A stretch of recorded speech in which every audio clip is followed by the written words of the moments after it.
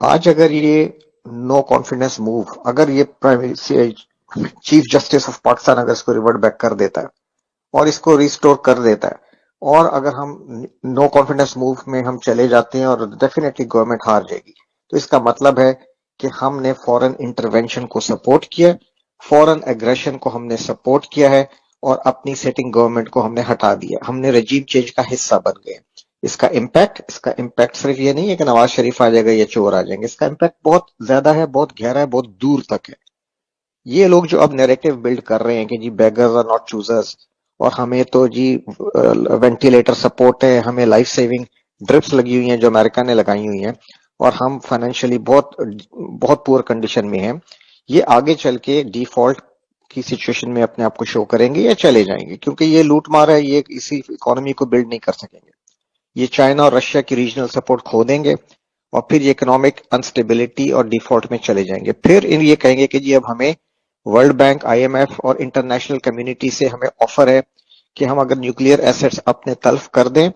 Peacefully, تو ہمیں جو ہے انٹرنیشنل سیکورٹی گارنٹیز دی جائیں گی، اور ہمیں جو ہے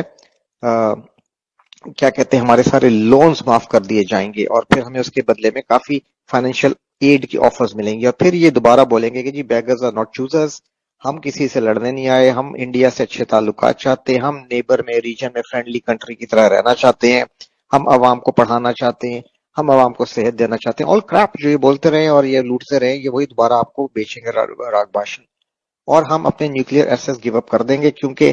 اس وقت ہمارے پاس کوئی آپشن نہیں ہوگی، اور ہم پہ بہت زیادہ انٹرنیشنل پریشر ہوگا، اور آپ کی اپنی گورنمنٹ، سٹنگ گورنمنٹ اس کو سپورٹ کرے گی۔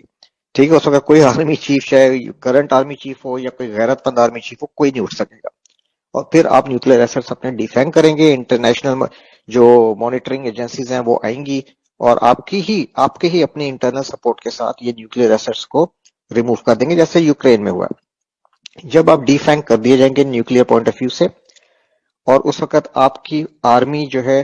وہ پوری رسپیکٹ اپنے لوگوں میں آلریڈی کھو چکی ہوگی، جو انفارچونیٹلی اب کھوتی جا رہی ہے اور کافی حد تک کھو چکی ہے۔ جب آرمی کو اپنی عوام کی سپورٹ ختم ہو جائے گی، جب عوام کا اپنے ملک پہ سے اس وقت تک اعتبار ختم ہو چکا ہوگا، ویک ہو چکے ہوگے، انڈیا کے آگے ہم ذلیل ہو چکے ہوں گے، اور ہم میں ہمت نہیں ہوگی کہ ہم انڈیا کی طرف سر اٹھا کے بھی دیکھ سکیں یا عزت سے بات کر سکیں، اس اسٹیٹ آف مائنڈ میں، اس ڈیفیٹڈ اسٹیٹ آف مائنڈ جب قوم پہ کریٹ کر دیا جائے گا، پھر آپ کا کیا خیال ہے کہ بلوچستان اور گوادر کو کنٹینیو کرنے دیا جائے گا؟ اس وقت پھر بلوچستان پہ یہ جتنی وار ہے یہ تیز کر دی جائے گی، اور یونائٹڈ نیشنز کے پیس کیپنگ ٹروپس آ کے گوادر پہ بیٹھ جائیں گے۔ آرمی نہیں لڑ سکے گی، آرمی کو سپورٹ ہی نہیں ہوگی عوام کی، آرمی بالکل عوام کے آگے اپنی رسپیکٹ کھو چکی ہوگی، اور لوگ کوئی ایون جوان اور افسر نہیں اپنے آفیسرز پہ وہ اعتبار کریں گے، کیونکہ وہ جنرلز بھی اپنی رسپیکٹ اپنے رینک اور فائل میں کھو چکے ہوں گے، چاہے وہ کتنے ایماندار ہوں گے، لیکن ان کی کوئی رسپیکٹ نہیں بچی ہوگی یہ نیوکلیئر ڈیفینگ ہونے کے بعد یا سچویشن میں جانے کے بعد۔ اس کے بعد سندھ میں کراچی اور سندھیوں کے درمیان سول وار کرائی جائے گی، مہاجروں اور سندھیوں میں۔ ٹھیک ہے، اس سول وار آپ کے گھر گھر میں آئے گی، تو جو لوگ ابھی گھروں میں بیٹھ کے زی ٹی وی اور زی نیوز اور ڈرامے ٹی وی دیکھ رہے ہیں نا، سمجھ رہے ہیں کہ یہ جو نو کانفیڈنس ہے یہ سیاسی عمل ہے اور ہمارا کوئی لینا دینا نہیں ہے، ہم اپنے روزے کریں، افطاریاں کریں،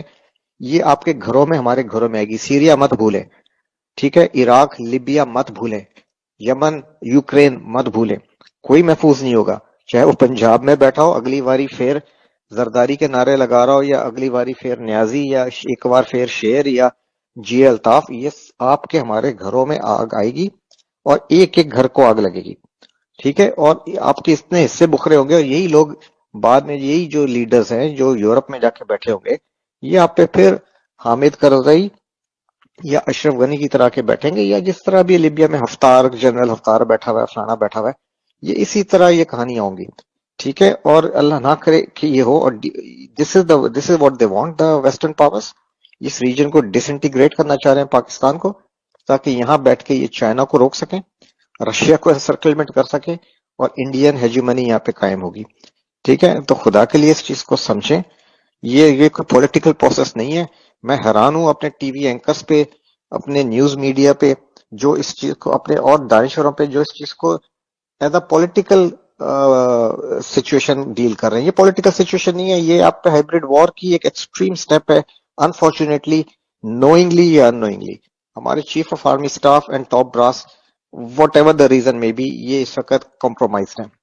ٹھیک ہے، اور یہ اگر ابھی کوئی کچھ کر سکتا ہے تو عوام کھڑی ہو باہر،